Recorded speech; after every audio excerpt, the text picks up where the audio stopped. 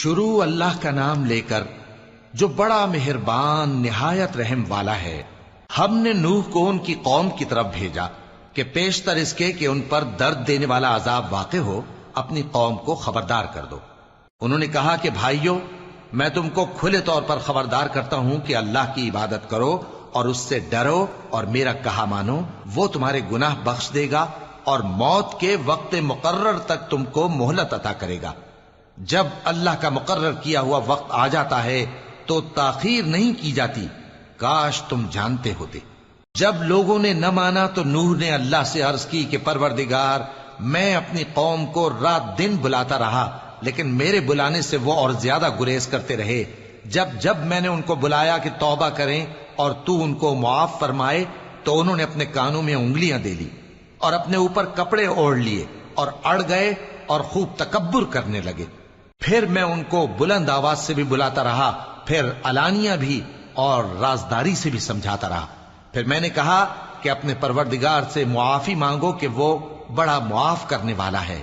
وہ تم پر آسمان سے موسلا دھار میں برسائے گا اور تمہارے مال اور بیٹوں میں اضافہ کرے گا اور تمہیں باغ عطا کرے گا اور ان میں تمہارے لیے نہریں بہا دے گا۔ تم کو کیا ہوا ہے کہ تم اللہ کی عظمت کا اعتقاد نہیں رکھتے، حالانکہ اس نے تم کو طرح طرح کی حالتوں میں پیدا کیا ہے؟ کیا تم نے نہیں دیکھا کہ اللہ نے 7 آسمان کیسے اوپر تلے بنائے ہیں اور چاند کو ان میں روشن بنایا ہے اور سورج کو چراغ بنا دیا ہے؟ اور اللہ ہی نے تم کو زمین سے ایک خاص طرح سے پیدا کیا ہے، پھر اسی میں تمہیں وہ لوٹا دے گا اور اسی سے تم کو نکال کھڑا کرے گا۔ اور اللہ ہی نے زمین کو تمہارے لیے فرش بنایا تاکہ اس کے بڑے بڑے کشادہ رستوں میں چلو پھرو۔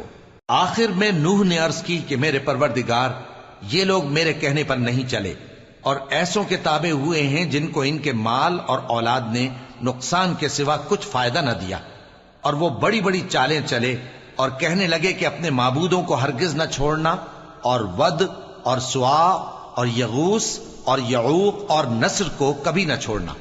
اور اے پروردگار، انہوں نے بہت لوگوں کو گمراہ کر دیا ہے، اور تو ان ظالموں کو اور زیادہ گمراہ کر دے۔ آخر وہ اپنے گناہوں کے سبب پہلے غرقاب کر دیے گئے، پھر آگ میں ڈال دیے گئے، تو انہوں نے اللہ کے سوا کسی کو اپنا مددگار نہ پایا۔